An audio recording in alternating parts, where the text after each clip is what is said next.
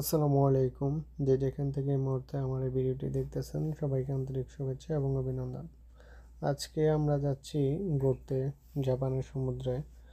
তো সম্পূর্ণভাবে আপনাদের সাথে একটা ছোট্টখাট্ট জিনিস দেখাবো। তো ভিডিও শুরুতে একটা শিক্ষণীয় বিষয় হচ্ছে জাপানে মানুষ যে আপনারা দেখতে পাচ্ছেন আমরা এসকেলেটরে উঠছি, তবে সবাই এক পাশে দাঁড়ায় রয়েছে, এক পাশ খালি কেন? তো এটা হচ্ছে জাপানের একটা রুলস। যারা কোনো তাড়াহুড়া নাই তারা এক পাশে দাঁড়াই উঠবে, আর যারা তাড়াতাড়ি আছে তারা তাদের জন্য আরেক পাশ খালি থাকবে, তারা এমনি সিঁড়িতে দৌড়াই দৌড়াই উঠে যাবে। তো এই মুহূর্তে আমরা টিকিট কনফারেন্স করে প্ল্যাটফর্মে চলে আসছি। তো প্ল্যাটফর্মে ওয়েট করতেছি, 2-3 মিনিটের মধ্যেই আমার ট্রেন চলে আসে। তো এই ট্রেনটা চলে আসছে, এই ট্রেনে করে আমাদের এখান থেকে প্রায় 20 মিনিটের মধ্যে আমরা পৌঁছায় যাব সমুদ্র সৈকতে। এবং সমুদ্র সৈকতের কী কী ঘটনা এবং বাংলাদেশের যে কক্সবাজার এবং কক্সবাজারের সমুদ্র সৈকতের সাথে জাপানের একটা সমুদ্র সৈকত আর কীরকম মিল, এ বিষয়ে আমরা আপনাদেরকে সম্পূর্ণ দেখানোর চেষ্টা করব। আশা করি সম্পূর্ণ ভিডিওটির সাথেই থাকবেন। যদিও এটা একটা ব্লগ ভিডিও, তো সেক্ষেত্রে একটু লম্বা হতে পারে। তো সাথেই থাকবেন এবং অনেক কিছু নতুন নতুন দেখবেন। সমুদ্রের পাড়ে কত কিছু যে আছে সেটা ধীরে ধীরে ভিডিওর সাথে থাকবেন। তো এটা হচ্ছে ট্রেনের আউটসাইড ভিউ, যেটা দেখতে পাচ্ছেন একদম রাস্তা ঘর বাড়ি অফিস ঘিরে পাশেই ট্রেন যাচ্ছে। তবে যে ট্রেনগুলো যায় এগুলার এত বেশি একটা সাউন্ড নাই যে বাড়ি ঘর মানুষ আসবে। তো আমরা কথা বলতে বলতে চলে আসছি সেই কাঙ্ক্ষিত সমুদ্রের পাড়ে। দেখতে পাচ্ছেন ট্রেন স্টেশন থেকে এটা একদম কাছে। তবে এখান থেকে একটা সিস্টেম হলো কি, আপনি ট্রেনের লাইনে নামতে পারবেন না, স্টেশন থেকে কার প্রান্স করে বের হতে হবে। দুই পাশে ওই পাশে বেড়া দেওয়া আছে, তার তার কাটা দিয়ে যে বেড়া দেওয়া আছে নেট দিয়ে, লোহার জালি আছে। তো আপনাকে স্টেশনের ভিতরে কার প্রান্স করে তারপর বাইর হতে হবে। তো আপনি আমরা এখন ট্রেন থেকে নামছি, ধীরে ধীরে প্ল্যাটফর্মের দিকে যেতেছি। তো আপনারা দেখতে পাচ্ছেন সামনে যে ট্রেনটা চলে যাচ্ছে, এরপরে উপরে হচ্ছে প্ল্যাটফর্ম। উপর থেকে এই হচ্ছে প্ল্যাটফর্মে সবাই কনফারেন্স করে নিচে নামে ট্রেনে উঠে। তো যাদের টাকা নাই এসব মেশিনে টাকা লোড করে কার্ডে। তো আমরা কনফারেন্স করে ট্রেন স্টেশন থেকে বের হয়ে যাচ্ছি। তো সবাই এখান থেকে ছবি ভিউ নিচ্ছে। তো আমার সাথে আছে হারুন এবং জাকার, আমাদের রুমমেট। আমরা একই জায়গায় থাকি। তো আমরা তিনজন আসছি এখানে আজকে ঘুরতে। তো এটা হচ্ছে উপরের ভিউ। তো বাংলাদেশের কক্সবাজার যেরকম বিশাল বড় একটা প্লেস, বিশাল বড় জায়গা, তবে এখানের সমুদ্র সৈকতটা এত বড় না মোটামুটি। তবে এখানে আর একটা বিষয় হচ্ছে ওই মাঝখানে যে জিনিসগুলো দেখতে পাচ্ছেন সেগুলো হচ্ছে একটা ওয়াল করা আছে আর কি। মাঝখানে আবার পাক আছে যাতে যেগুলো আসে। তবে এগুলো হচ্ছে সিকিউরিটি বাঁধ, যাতে কেউ সমুদ্রে হারিয়ে গেলে সহজে তাকে খুঁজে পাওয়া যায়। এই জন্য সরকার এগুলো দিয়ে রাখছে। এরকম সরাসরি কেউ পানিতে, অনেক জায়গায় সমুদ্রে পাড়ে যাওয়া যায়, পানিতে নামা যায় না। এইটাই হচ্ছে একমাত্র জায়গা যেখানে পাড়ে এসে পানিতে নামা যায় আর কি। আমাদের কোবে সিটিতে এটাই হচ্ছে এক জায়গা। আর একটু আছে ছোট ছোট, এগুলো এত বড় না। তো সমুদ্রের পাশে বাংলাদেশে দেখবেন অনেক দোকানপাট, তবে এখানে রেস্টুরেন্ট আর হচ্ছে বেশিরভাগ হচ্ছে মদের বার। ঠিক আছে, এখানে হালকা রেস্টুরেন্ট এবং মদের বারই বেশি হয়। তো এটা হচ্ছে ওয়েলকাম গেট। এবং যে বালিগুলো দেখতে পাচ্ছেন এখানে সবাই খেলাধুলা করতেছে। কেউ এদের টেন্ট টাঙ্গিয়ে ঘুমায়, কেউ এমনি উপভোগ করে, যে যে রকমের কি। আর এই বালিগুলো আসলে বাংলাদেশের বালির মতো না। এই বালিগুলো হচ্ছে আমাদের দেশে যেরকম সিলেকশন বালু আছে, সিলেকশন বালুর মতো একদম মোটা মোটা।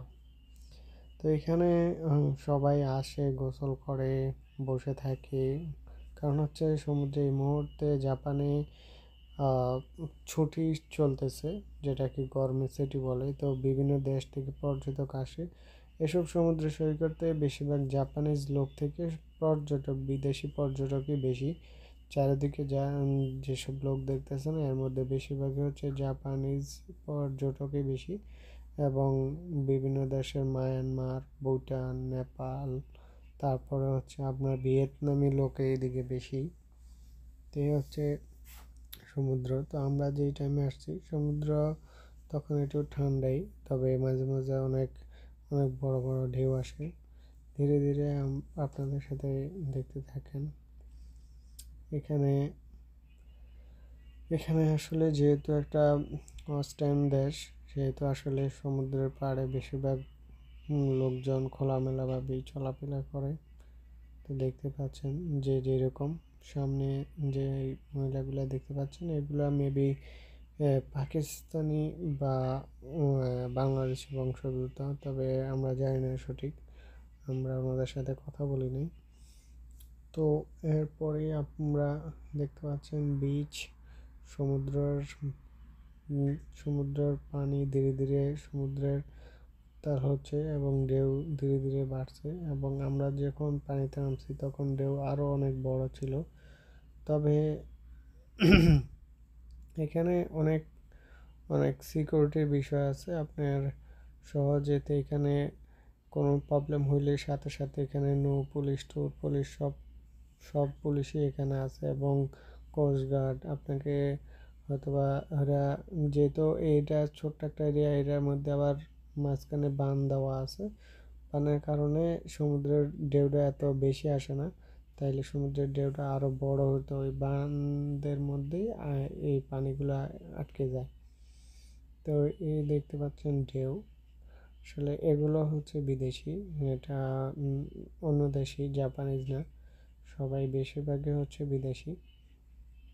তো নর্মালিভাবে সবাই এখানে গোসল করে। তো দেখতে থাকুন কিছু মনোরম দৃশ্য।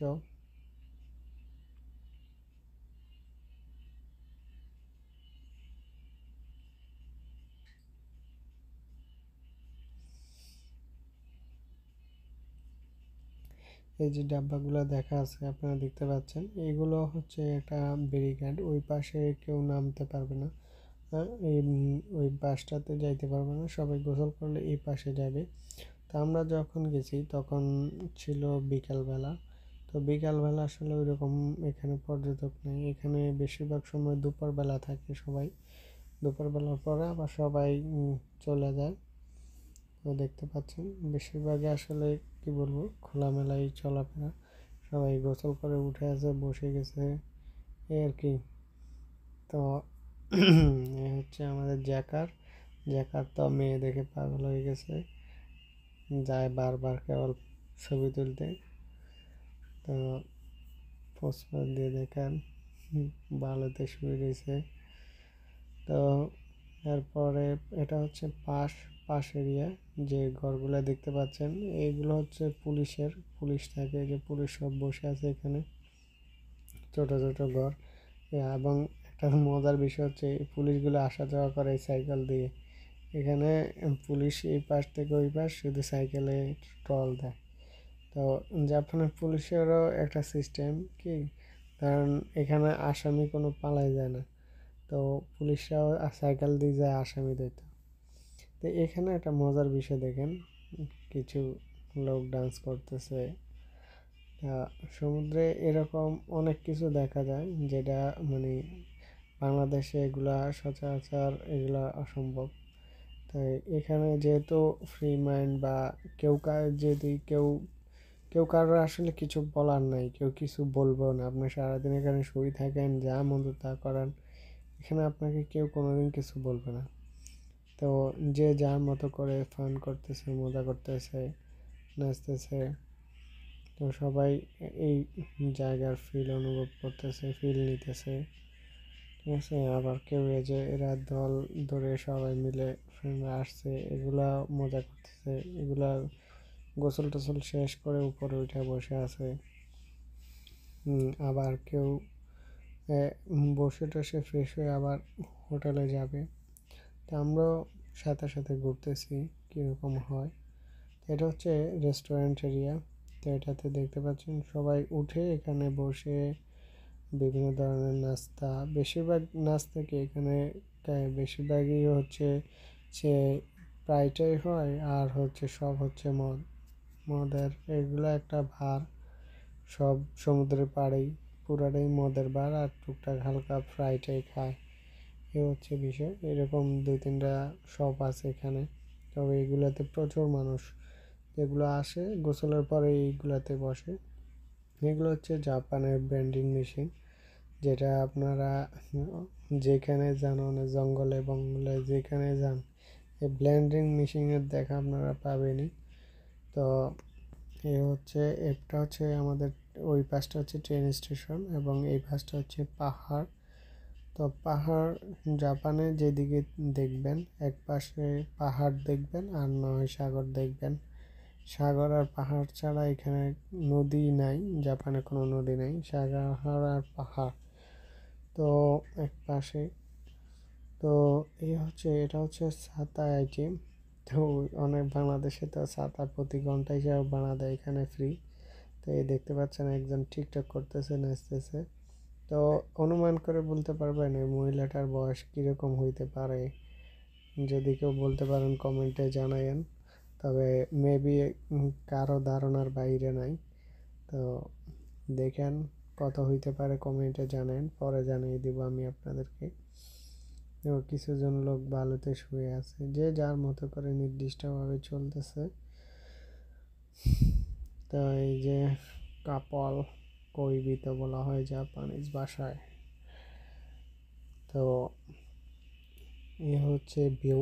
তবে এখন তো বিকাল টাইম, এক পাশে যে পাশে সমুদ্র সূর্য ডুবতেছে, এই পাশে ভিডিও ক্লিয়ার আসতেছে না।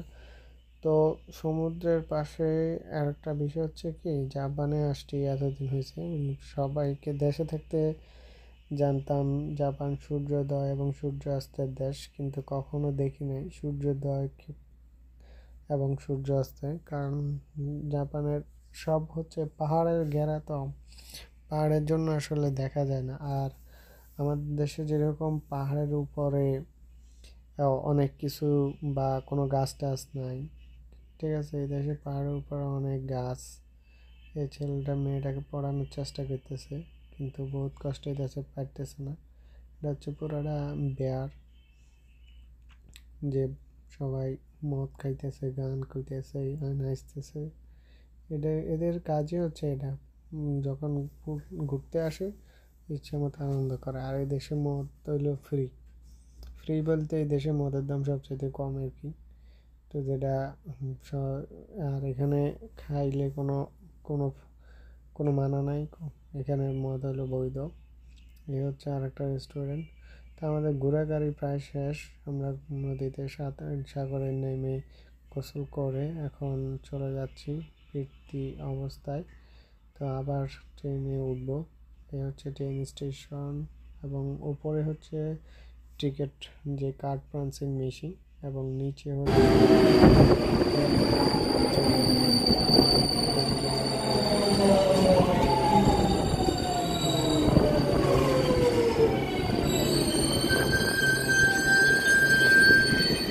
সময়টা ভালোই কাটছে।